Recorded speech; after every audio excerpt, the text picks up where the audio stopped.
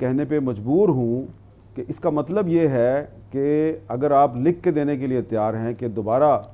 آپ کی حکومت بننے والی ہے تو اس کا مطلب یہ ہے کہ پاکستان میں 2023 یا 2024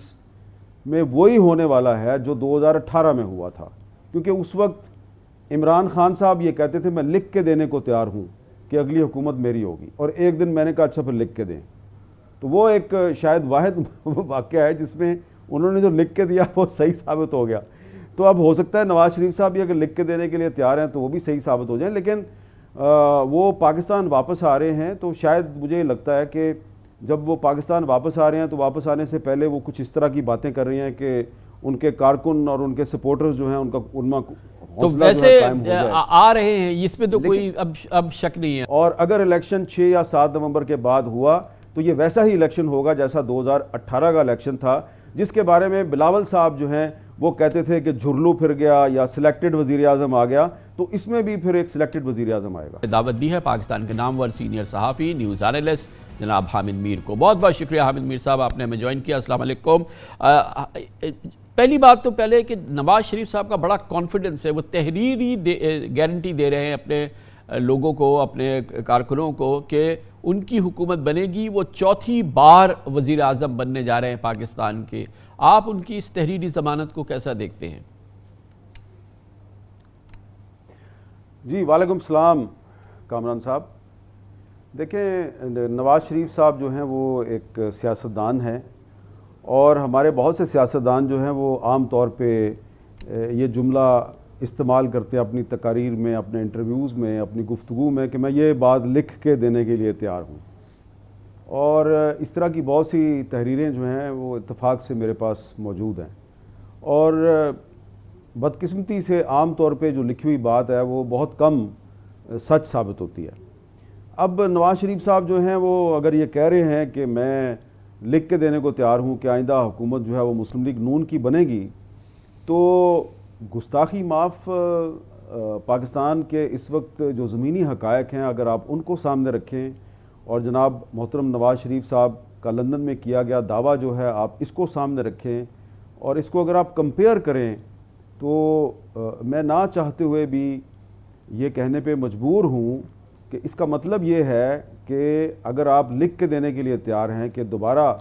آپ کی حکومت بننے والی ہے تو اس کا مطلب یہ ہے کہ پاکستان میں 2023 یا 2024 میں وہی ہونے والا ہے جو 2018 میں ہوا تھا، کیونکہ اس وقت عمران خان صاحب یہ کہتے تھے میں لکھ کے دینے کو تیار ہوں کہ اگلی حکومت میری ہوگی، اور ایک دن میں نے کہا اچھا پھر لکھ کے دیں. تو وہ ایک شاید واحد واقعہ ہے جس میں انہوں نے جو لکھ کے دیا وہ صحیح ثابت ہو گیا. تو اب ہو سکتا ہے نواز شریف صاحب بھی اگر لکھ کے دینے کے لیے تیار ہیں تو وہ بھی صحیح ثابت ہو جائیں، لیکن وہ پاکستان واپس آ رہے ہیں تو شاید مجھے لگتا ہے کہ جب وہ پاکستان واپس آ رہے ہیں تو واپس آنے سے پہلے وہ کچھ اس طرح کی باتیں کر رہی ہیں کہ ان کے کارکن اور ان کے سپورٹرز جو ہیں ان میں تو ویسے آ رہے ہیں، اس پہ تو کوئی اب شک نہیں ہے آپ کو؟ میرا خیال ہے کہ اب اگر 21 اکتوبر کی ڈیٹ اناؤنس ہو گئی ہے تو اب تو ان کو آنا پڑے گا. اگر اس دفعہ بھی وہ نہیں آئیں گے تو پھر کب آئیں گے؟ اور اگر وہ نہیں آئیں گے تو پھر اس کا مطلب یہ ہے کہ پھر الیکشن بھی ٹائم پہ نہیں ہوگا. لیکن جب وہ آئیں گے، میں تو چاہتا ہوں کہ وہ آئیں، کیونکہ جب وہ آئیں گے تو ظاہری بات ہے میرے سمیت بہت سے لوگ جو ہیں وہ ان سے یہ جاننا چاہتے ہیں کہ یہ جو آپ نے کل سٹیٹمنٹ دیا ہے کہ آپ جنرل باجوہ، جنرل فیض اور ایک سٹنگ سپریم کورٹ کے جج جو کہ آئندہ چیف جسٹس بھی بننے والے ہیں، آپ ان کو کیفر کردار تک پہنچانا چاہتے ہیں. تو اس سلسلے میں جو آپ کا موقف ہے اس میں کافی ہم نے اتار چڑھاؤ دیکھا ہے. جب 2017 میں ان کو ڈسکوالیفائی کیا گیا اور اس کے بعد ان پر مقدمات بنے اور ان کو گرفتار کر لیا گیا، تو مجھے یاد ہے کہ جب وہ مختلف عدالتوں میں پیش ہوتے تھے اور تحریک انصاف کی حکومت کا زمانہ تھا، میڈیا پہ بڑا سخت سینسرشپ تھا، اور نواز شریف صاحب جو ہیں وہ ان صاحبان کے نام لیا کرتے تھے اور میڈیا پہ خبر نہیں آتی تھی. وہ جنرل باجوہ پہ بھی تنقید کرتے تھے، جنرل فیض پہ بھی تنقید کرتے تھے. پھر وہ اچانک کیا ہوا کہ نواز شریف صاحب جو ہیں وہ لندن چلے گئے علاج کے لیے، اور پھر 2019 آپ کو یاد ہے دسمبر کا مہینہ تھا، اور اچانک یہ پتہ چلا کہ تحریک انصاف، پیپلز پارٹی اور مسلم لیگ نون نے مل کر تینوں پارٹیوں نے مل کر जनरल बाजवा को एक्सटेंशन देने का फैसला कर मगर लिया और वो उसके लिए extension हो उसकी गई। वजह नहीं पता और चल सकेगी हामिद मीर साहब, क्योंकि ख्वाजा आसिफ ने कहा है कि मियाँ साहब ने कुरान पे हल्फ लिया था कि ये ना बताइएगा कि मैंने क्यों कहा कि आप गैर मशरूत तौर पे जनरल बाजवा को 3 साल की एक्सटेंशन दे दें। तो क्या हमें पता है कि वो कुरान पे जो हल्फ लिया वो सामने आया? क्या वजह थी नवाज शरीफ साहब ने जो ये अमल किया था? कामरान साहब, जो मेरे इल्म में है मैं तो सिर्फ वो आपके साथ शेयर करूंगा। इन तीनों पार्टियों को, मुस्लिम लीग नून को, पीपल्स पार्टी को और तहरीक इंसाफ, इन तीनों पार्टियों को जनरल बाजवा की एक्सटेंशन पे जनरल फैज़ ने राज़ी किया था। और मैं आपको बड़ी अथॉरिटी के साथ ये बता रहा हूँ तो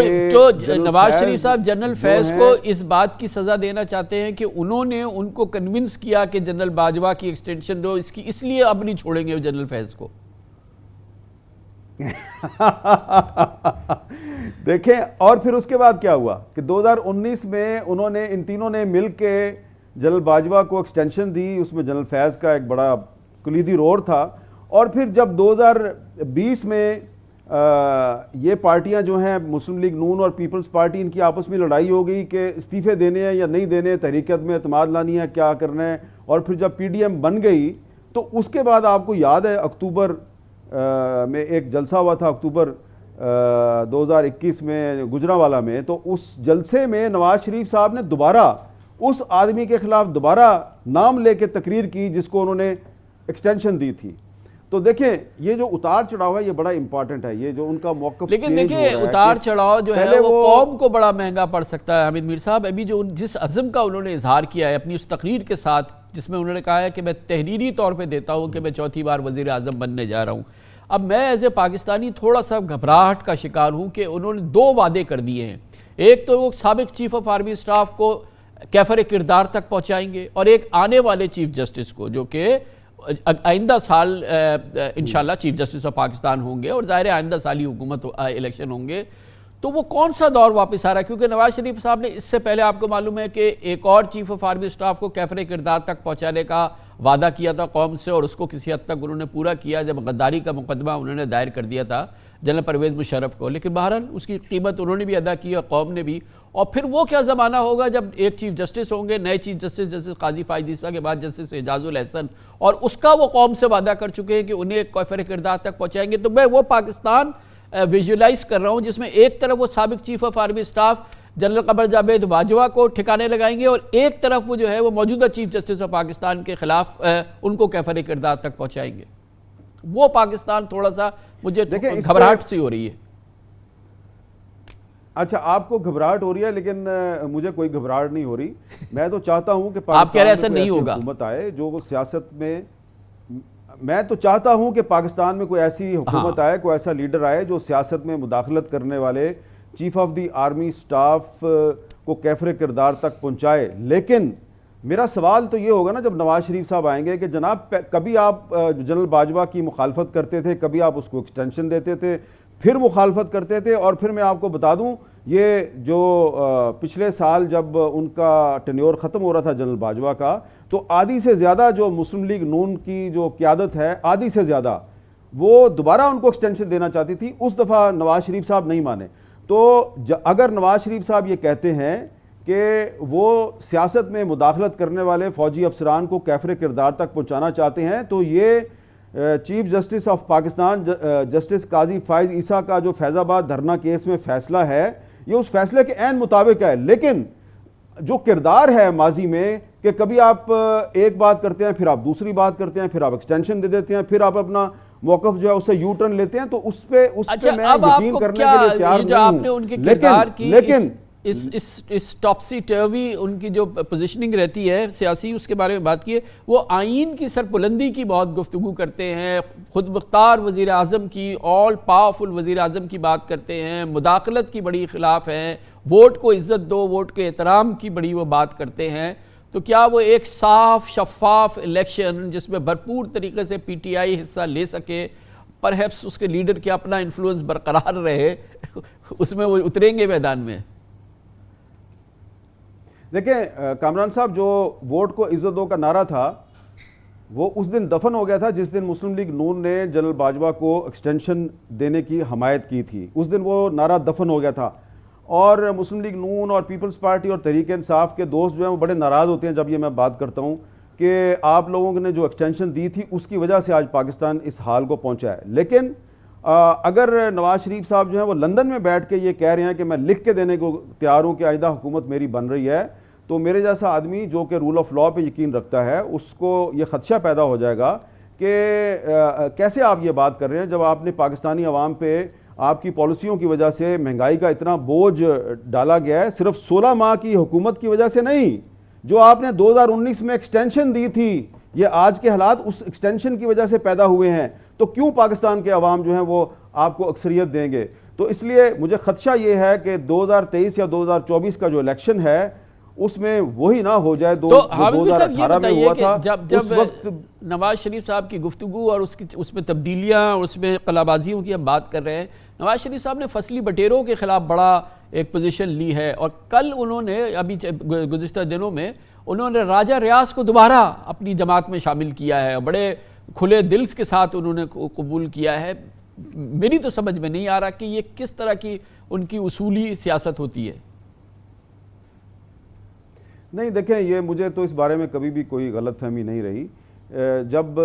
2013 میں جب وہ وزیر اعظم بن رہے تھے تو اس وقت بھی انہوں نے اس قسم کے لوگوں کو ٹکٹ دیے تھے جو ماضی میں ان کے خلاف تقریریں کرتے رہے. پھر 2018 میں بھی اس قسم کے لوگوں کو انہوں نے ٹکٹیں دی. اس وقت بھی, میں آپ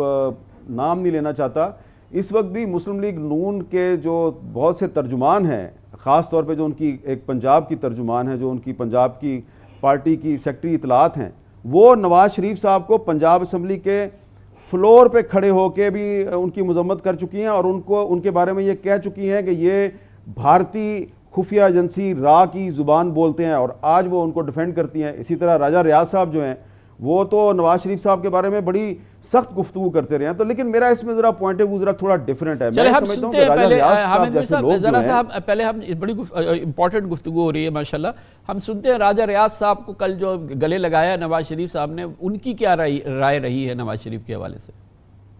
بڑا زبردست تجربہ ہے آپ کا. یہ راجہ ریاض صاحب کیا بہت جھوٹ بولتے ہیں؟ نہیں دیکھیں, میرا جو اس معاملے پہ جو نقطہ نظر ہے وہ تھوڑا سا ڈیفرنٹ ہے, شاید آپ اس سے اتفاق نہ کریں. دیکھیں, میں سمجھتا ہوں کہ راجہ ریاض صاحب جیسے جو سیاستدان ہیں یہ کبھی موقف نہیں بدلتے, یہ وفاداری نہیں بدلتے. ان کی اصل وفاداری جو ہے وہ ان لوگوں کے ساتھ ہے جن کے کہنے پہ یہ الیکشن لڑتے ہیں یا پارٹی تبدیل کرتے ہیں. ان کی وفاداری وہیں پہ آئے. دیکھیں, آپ کو بھی پتا ہے, مجھے بھی پتا ہے, تو آج راجہ ریاض اور نواز شریف کی وفاداری ایک ہو گئی نا پھر. نہیں, میری ذرا اگر آپ مجھے اجازت دیں اپنا جملہ مکمل کرنے کی, میں کہنا یہ چاہ رہا ہوں کہ راجہ ریاض صاحب جو ہیں وہ جن لوگوں کے کہنے پہ انہوں نے پیپلز پارٹی چھوڑی اور تحریک انصاف جوائن کی, انہی کے کہنے پہ اب انہوں نے تحریک انصاف چھوڑی اور اب مسلم لیگ نون میں چلے گئے, تو ان کی تو وفاداری ایک ہی جگہ پہ ہے. لیکن جو یہ پارٹیاں ہیں, خواہ مسلم لیگ نون ہو یا تحریک انصاف ہو یا پاکستان پیپلز پارٹی ہو, ان پارٹیوں کی جو لیڈرشپ ہے وہ اپنا موقف چینج کر لیتی ہے, اپنا نعرہ تبدیل کر لیتی ہے, اپنا کردار بدل لیتی ہے. یہ لوگ جو ہیں یہ عوام کے ساتھ جو کیے گئے وعدے ہیں یہ ان وعدوں پہ قائم نہیں رہتے. لیکن جو راجہ ریاض صاحب جیسے لوگ ہیں ان کی ہمیشہ ایک ہی پارٹی ہے, وہ کل جس پارٹی کے ساتھ تھے آج بھی اس پارٹی کے ساتھ ہیں. نواز شریف صاحب نے اس پارٹی کے ساتھ سودے بازی کر لی ہے. تو یہ بتائیے کہ ایک بے چینی آج کل ہم دیکھ رہے ہیں بلاول بھٹو صاحب کی گفتگو کے اندر, آج بھی انہوں نے بات کی. پہلے تو خیر وہ ایک لیول پلینگ فیلڈ کا جنرل مطالبہ کر رہے تھے, مگر انہوں نے کہا کہ آج میں مسلم لیگ نون سے دراصل میں چاہتا ہوں کہ وہ لیول پلینگ فیلڈ دے. تو وہ میں نہیں سمجھ رہا کہ مسلم لیگ نون سے وہ کیسے مانگ رہے ہیں, کس لیول پلینگ فیلڈ کی بات کر رہے ہیں. ان کی بے چینی اور جو اضطراب ہے اس کی وجہ کیا ہے؟ ان کی بے چینی اور اضطراب کی بہت سی وجوہات ہیں, لیکن ایک بڑی وجہ یہ ہے کہ ان کا یہ خیال ہے کہ ابھی میں جس پارٹی کا ذکر کر رہا تھا کہ جس پارٹی کے کہنے پہ راجہ ریاض صاحب پیپلز پارٹی چھوڑ کے پی ٹی آئی میں آتے ہیں, پھر پی ٹی آئی چھوڑ کے مسلم لیگ نون میں چلے جاتے ہیں, وہ پارٹی جو ہے اس نے بلوچستان میں اور سندھ میں اور پنجاب میں اور کے پی کے میں بہت سے لوگوں کو یہ کہا کہ ابھی آپ نے پیپلز پارٹی میں نہیں جانا, آپ یا تو مسلم لیگ نون میں چلے جائیں یا پھر ہم آپ کو بتائیں گے آپ نے کس پارٹی میں جانا ہے. تو साउथ पंजाब के कुछ सियासतदान और बलूचिस्तान के कुछ सियासतदान जिनसे मेरी खुद बात हुई है और मैंने बाकायदा उनसे तस्दीक किया, उन्होंने मुझे ये बताया कि हमारी पहले पीपल्स पार्टी के साथ बातचीत चल रही थी और हम पीपल्स पार्टी में जाने के लिए तैयार थे, लेकिन फिर हमें हुक्म हुआ कि अभी हमने पीपल्स पार्टी में नहीं जाना, और फिर हमें कहा गया कि आप मुस्लिम लीग नून में चले जाएं या इस्तेहकाम पाकिस्तान पार्टी में चले जाएं या आप परवेज़ खटक के साथ चले जाएं, आप पीपल्स पार्टी में नहीं जाएंगे। तो जाहिर बात है, ये बात जब बिलावल साहब को पता चली तो उन्होंने कहा कि लेवल प्लेइंग फील्ड हमें नहीं मिल रही, लेकिन वो नाम मुस्लिम लीग नून का ले रहे हैं, लेकिन दरअसल उनका इशारा आज किसी और उन्होंने तरफ है। सराहतन मुस्लिम लीग नून का नाम लिया है। उन्होंने कहा देखिए वरना मैं उनका नाम लेता, मगर मैं मुस्लिम लीग नून से कह रहा हूँ कि लेवल प्लेइंग फील्ड। आज आपने सुना ना, अभी हमने सुनाया अभी। क्या मुस्लिम लीग नून जो है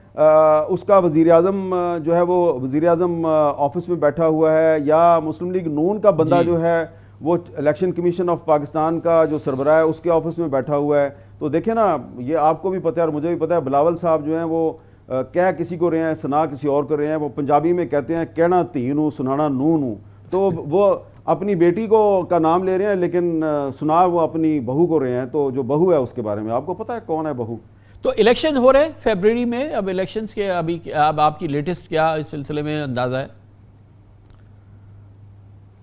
देखें, इलेक्शन फरवरी में तो नहीं होना चाहिए, इलेक्शन तो नवंबर के फर्स्ट वीक में होना चाहिए, क्योंकि आईन पाकिस्तान का ये तकाजा है, आर्टिकल 224 का ये तकाजा है कि इलेक्शन जो है वो असम्बली के तहलील होने के 90 दिन के अंदर हो। और अगर जस्टिस काजी फाइज ईसा साहब ये दावा करते हैं कि वो सिर्फ़ और सिर्फ पाकिस्तान के आइन के ताबे हैं, तो मैं समझता हूँ कि फिर उनको हर कीमत पर ये साबित करना होगा कि बतौर चीफ जस्टिस ऑफ पाकिस्तान वो आइन के ताबे हैं और वो कोशिश करें कि आइन 90 दिन के अंदर करवाएं। अगर इलेक्शन फरवरी में होगा तो वो एक बहुत कंट्रोवर्शियल इलेक्शन होगा। इसलिए मेरी ज़ाती राय में वही आइन जो है, वही आइन जिसके बारे में काजी फाइज़ साहब कहते हैं कि मैं इसके ताबे हूँ, वो आइन चाहता है कि इलेक्शन 90 दिन में हो। तो अगर 90 दिन में इलेक्शन ना हुए या 7 नवंबर तक होना चाहिए। तो अगर 90 दिन में इलेक्शन नहीं हुए तो आपको नहीं लगेगा कि चीफ जस्टिस ऑफ पाकिस्तान जो हैं आइन की मुकम्मल तौर पे ताबे नहीं हैं? नहीं, मुझे ये लगेगा कि वो पाकिस्तान के इदारों को आइन की ताबेदारी करवाने में कामयाब नहीं हो सके, और अगर इलेक्शन 6 या 7 नवंबर के बाद हुआ तो ये वैसा ही इलेक्शन होगा जैसा 2018 का इलेक्शन था, जिसके बारे में बिलावल साहब जो हैं वो कहते थे कि झुरलू फिर गया या सिलेक्टेड वज़ीर आज़म आ गया। तो इसमें भी फिर एक सिलेक्टेड वज़ीर आज़म आएगा। Thank you so much.